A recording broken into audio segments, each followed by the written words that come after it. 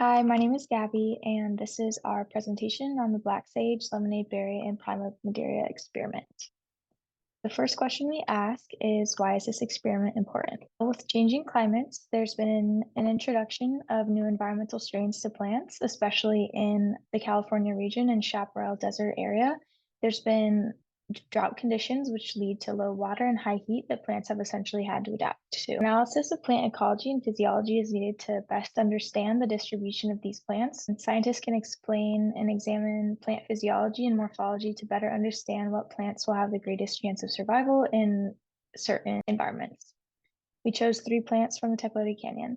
Originally, the canyon was home to the Kumeyaay people before European settlement. With settlement came lots of new habitat fragmentation, led to a lot of loss of biodiversity, loss of keystone species, loss of native species.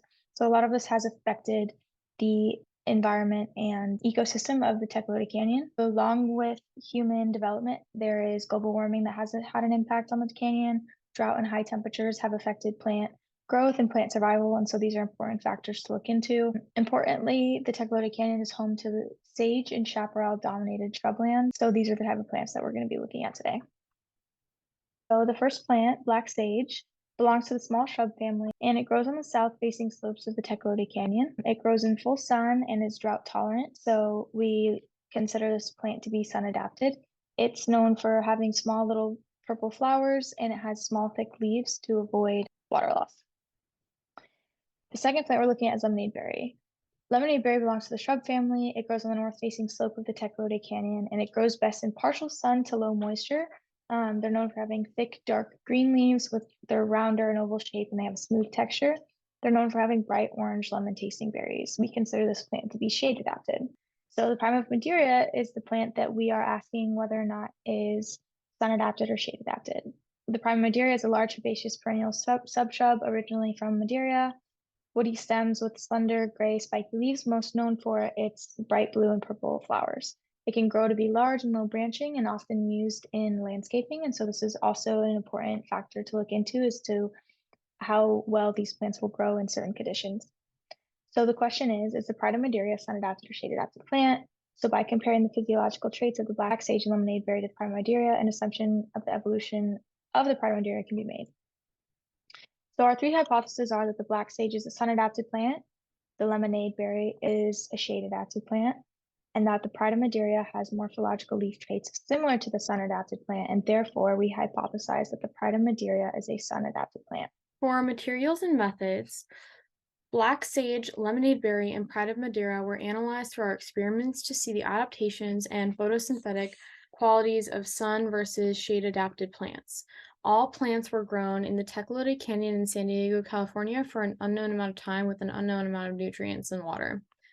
The first variable measured was chlorophyll content, which was measured by using a chlorophyll meter and clamping the device onto leaves from each species and recording the milligrams per meter squared displayed on the device. For quantum efficiency, an infrared gas analyzer was used to measure. The erga was taken out to the field, and a leaf from each plant was clamped into the chamber window, covering the entire chamber window. And the rate of carbon dioxide consumption and photosynthetically active light intensity were recorded at different light intensities. Light intensities were varied by covering the light sensor with different thicknesses of screens, ranging from no cover to fully blacked out. Stomata counts were measured by placing a 0.5 centimeter drop of clear nail polish onto the backside surface of each leaf. The drop was left to dry fully, and then a clear piece of packing tape was pressed firmly onto the spot, then peeled up with the polish stuck to it. The tape was placed sticky side down onto a glass slide, viewed under a compound microscope with a 10x objective lens, and stomata in the field of view were counted. This process was repeated with each leaf, with the exception of the Pride of Madeira, because the fibers on the leaf surface prevented the nail polish from making full contact with the leaf. Rubisco concentration was measured by performing a protein assay. 3 diluted leaf extracts per plant type were prepared by homogenizing leaf discs with NaOH, incubating them, and adding phosphate buffer solution. 12 standards were prepared by combining bovine serum albumin and phosphate buffer solution at different concentrations. 2 tubes were prepared at 0 milligrams per milliliter of BSA, 2 at 0.2 milligrams per milliliter, 2 at 0.4 milligrams per milliliter, 2 at 0.6 milligrams per milliliter, 2 at 0.8, and 2 at 1 milligram per milliliter of BSA. Next, Bradford dye solution was added to the diluted leaf extracts and standards. They were incubated, and by transferring these solutions into cuvettes and using the spectrophotometer, all observance readings were recorded. Leaf morphology was measured by using a digital caliper to record the length, width, and thickness of a leaf from each plant species, as well as by feeling and visually observing the texture and appearance of the leaves. All data was graphed and analyzed in Excel. Okay, so here are the results of our experiment, starting with morphological traits. First, we measured leaf width, and the average width of the lemonade berry was 25.1 millimeters. Black sage was 20.5, and Pride of Madeira was 18.9. There was no significant difference in any of these widths. Next, we measured leaf length, and lemonade berry was significantly shorter than black sage and Pride of Madeira. Black sage was also significantly shorter than the Pride of Madeira. Lemonade berry was significantly thinner than the black sage and thinner than Pride of Madeira, and the black sage was significantly thicker than the Pride of Madeira. For stomato count, the lemonade berry had 434 stomatas, which was significantly higher than Pride of Madeira, which on average had 0 stomata. We couldn't fully measure the stomata in the Pride of Madeira because the fibers on the plant kept sticking, and so we couldn't get a accurate stomata count. And the black sage stomata count was also significantly higher than the Pride of Madeira. For chlorophyll content, lemonade berry was significantly higher than Pride of Madeira, and the chlorophyll content of black sage was significantly higher than Pride of Madeira. For the rate of CO2 consumption, black sage was the highest, and lemonade berry had the lowest rate of CO2 consumption, and in the middle was Pride of Madeira. For rubisco content, the Pride of Madeira was significantly lower than lemonade berry, and then there was no significance between Pride of Madeira and black sage. This is the protein standard curve that we used to generate the equation for rubisco concentration. Through the measurements of the photosynthetic capabilities and leaf morphological traits, we were able to determine the differences between sun-adapted plants and shade-adapted plants and their growth processes, and thus we were able to compare the Pride of Madeira to those two results and see which one it most resembled. We found that the shade-adapted lemonade berry had significantly higher chlorophyll content than the black sage, and of the Pride of Madeira, the lemonade berry also had significantly more rubisco than the Pride of Madeira, and the lemonade berry had more rubisco than the black sage, although it was not significant.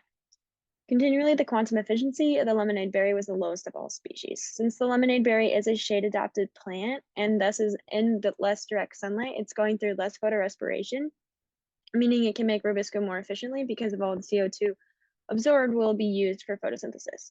The higher chlorophyll content in the lemonade berry plant can be explained because it will need to have as many photoreceptors in the leaf for when it does have access to light, according to Madeira et al. From 2018 research. That way it can take in sufficient energy to go through photosynthesis. The low quantum efficiency is also accounted for by the low levels of light, because without sufficient light, the plants cannot efficiently consume the carbon dioxide. The lemonade berry also had the highest stomata count of the 3 species, but since the procedure was not effective for the Pride of Madeira, this measurement was not accounted for in the final determination of what type of plant the Pride of Madeira is. The lemonade berry had more stomata than the black sage, although the difference is not significant. The higher amounts of stomata could be to prevent water loss and maximize carbon dioxide intake, but this is inconsistent with our data because the lemonade berry was the plant with the lowest quantum efficiency. But since the difference in stomata count was insignificant, it could be that there's a miscount of stomata on the leaves, or just that the stomata of the black sage were more efficient due to the increased sunlight, allowing it to have a higher quantum efficiency.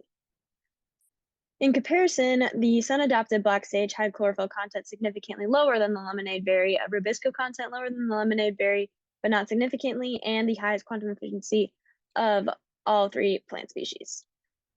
The lower chlorophyll content of the black sage does not follow the common trend of sun-adapted plants having higher chlorophyll content, according to Madeira et al. From 2018. Perhaps this could be because with higher sun exposure, the plant is more consistently absorbing light in its photoreceptors, meaning it would still be able to gain sufficient light energy with fewer receptors.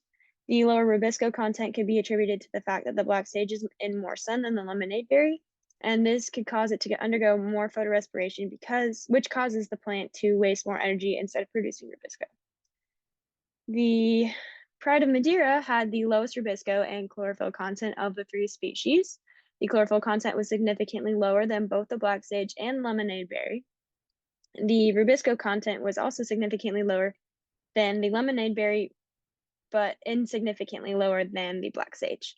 This shows that the black sage and the Pride of Madeira are more closely related, and the Pride of Madeira also had the medium quantum efficiency value, which was still higher than the lemonade berry, which is another similarity between the black sage and the lemonade berry. Of the Pride of Madeira. Our hypothesis was originally based on the morphological traits of the plants, and we hypothesized that the Pride of Madeira was a sun-adapted plant. So let's look at those traits. The leaf of the Pride of Madeira was significantly longer than the other 2 species and had a median thickness. The Pride of Madeira leaf was much closer in thickness to the black sage leaf in comparison to the lemonade berry, which closely resembles that one as well. Thicker leaves are commonly observed in sun-adapted plants. According to Gaither in his 2018 research, there was no significant difference in the width between the plants, although the lengths were very noticeably different. The long leaf of the Pride of Madeira reflected the common trend of sun-adapted plants having greater leaf area outlined by research by Givnish in 1988. The lemonade berry had the shortest and thinnest leaf, which varies the most from the Pride of Madeira. The thickness of the leaf helps the plant reduce water loss, maintaining water is important so that the plants can continue to photosynthesize in the high light conditions. The higher surface area of the Pride of Madeira and the black sage can be because it allows the plants to maximize the absorption of sunlight.